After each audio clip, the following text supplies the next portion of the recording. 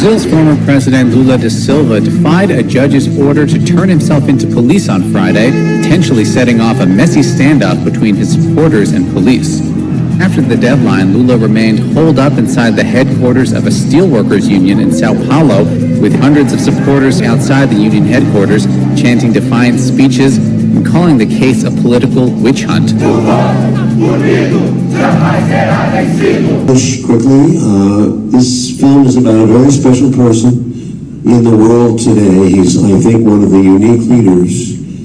He is a working class man who you will see came from the bottom. And the richer classes hate him, and I think some of you are here today. Please don't hate too much, because he is such a marvelous soul, I believe. I've been with a lot of leaders, and I really feel his heart. Bom dia, senhoras e senhores. Hoje é 20 de maio de 2024.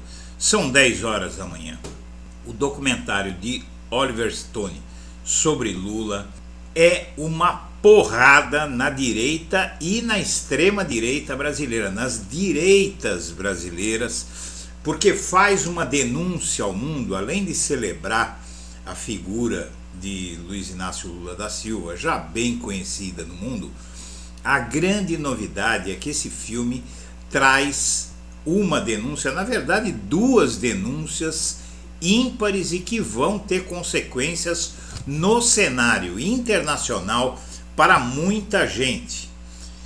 Antes de prosseguir, eu quero pedir a você que acompanha o blog da Cidadania que considere inscrever-se no canal, que considere deixar seu like e que considere compartilhar esse vídeo. Bom, num movimento parecido ao de Democracia em Vertigem, da cineasta Petra Costa, o filme de Oliver Stone é uma celebração do Lula, e é realmente uma celebração do Lula. Essa matéria da Folha tem muita má vontade.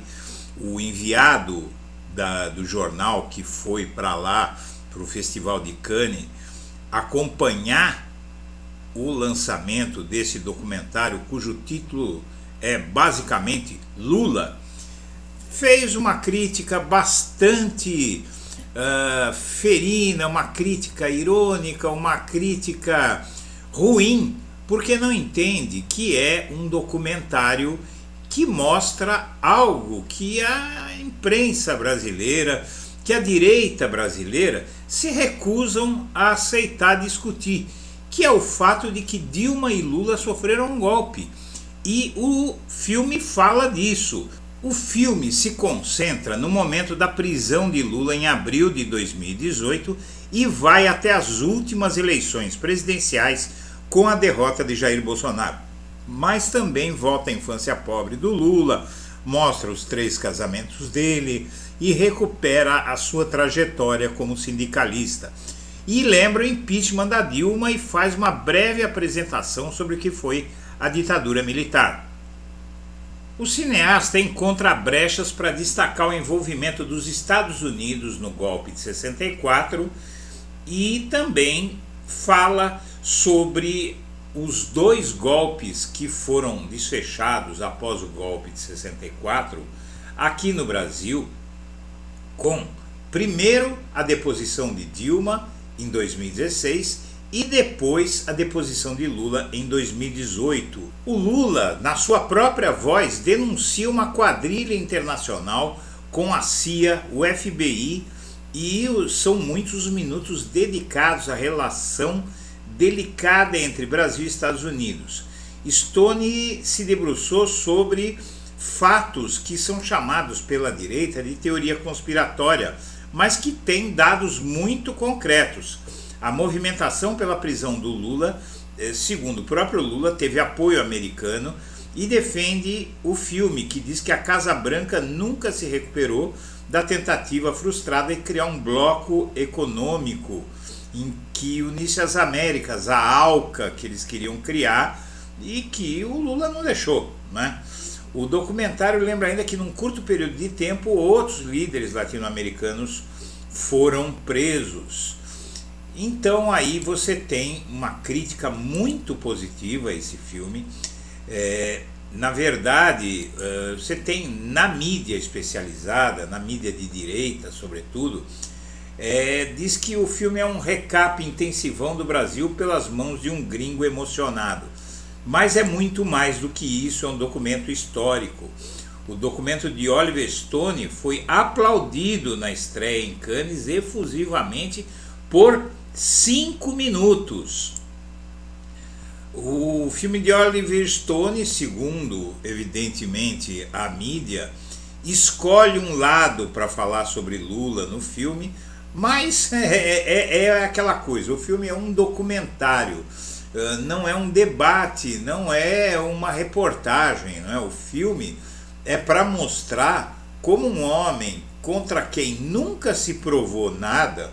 Veja só, o Lula foi reabilitado, nunca disseram qual a prova que foi usada para prendê-lo, até hoje não se tem 1% para dizer sobre o Lula do que há para dizer sobre o Bolsonaro. O Bolsonaro a gente tem provas, tem general confessando, tem áudios, tem gravações, tem extratos bancários, tem a quebradeira das sedes dos 3 poderes, tem vídeo do Bolsonaro pedindo para dar um golpe, tem joias que o Bolsonaro roubou, que inclusive foram capturadas de volta, e a Polícia Federal e o FBI descobriram toda a trama para roubar joias. O que é que tinha contra o Lula? Na decisão do Sérgio Moro, que o mandou para a cadeia, o fato de que a empreiteira, a OAS, estava fazendo uma reforma no triplex e colocando eletrodomésticos lá. Por conta disso, o Sérgio Moro disse que só podia ser para o Lula que estavam fazendo essa reforma. Por conta disso, o Lula ficou 580 dias, quase 2 anos preso.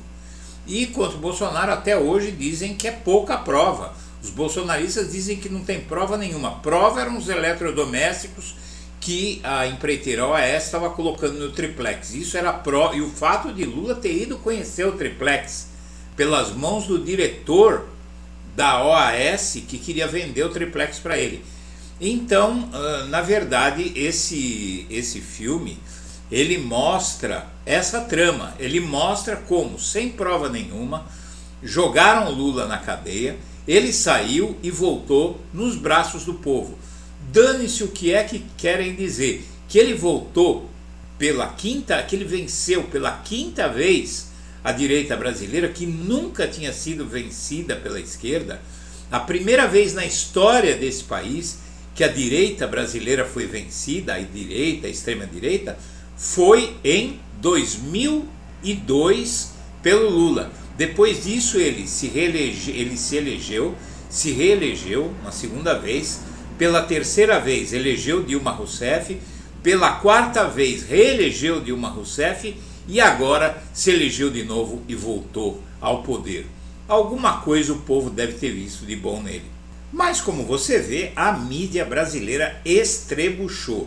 Outra matéria crítica: estreia de Lula de Oliver Stone em Cannes é um ato de adesão ao mandatário brasileiro. E aqui na Veja, Oliver Stone faz de Lula um herói injustiçado em filme lançado em Cannes, e na verdade é uma ironia.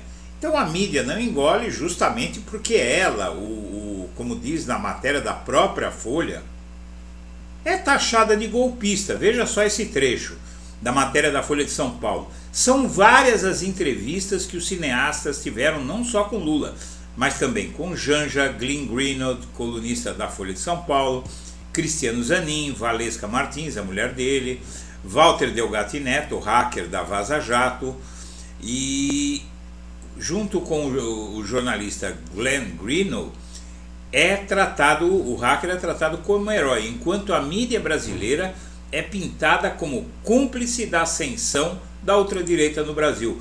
Ou não foi o Jornal Nacional que chegou a fazer várias edições para tratar de um único assunto, Lula, com a finalidade de pedir a prisão dele.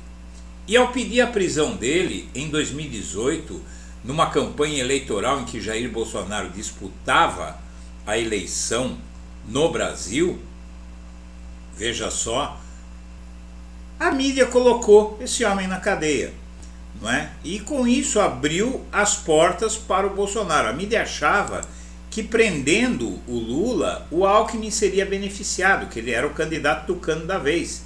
E a mídia, durante várias eleições, desde 1994, sempre apoiou o PSDB. 94, 98, 2002, 2006, 2010, 2014 e 2018 apoiou o PSDB. O Alckmin, depois que o Lula foi preso, migrou todo mundo, toda a direita migrou para o Bolsonaro, e o Alckmin terminou a eleição com 6% dos votos, não é? Porque, na verdade, o brasileiro de direita, ele não é de direita, ele é de extrema direita. Então, aí, essa história vitoriosa, a história de Lula livre, chega aos cinemas do planeta inteirinho, e é um grande golpe para os golpistas brasileiros, aí incluídos a mídia, o próprio PSDB, uma boa parte da classe política, Bolsonaro e uma parte expressiva do empresariado, do mercado financeiro, do agronegócio. Todos revelados para o mundo como que são golpistas. Senhoras e senhores, eu agradeço a atenção e deixo meu abraço para todo mundo.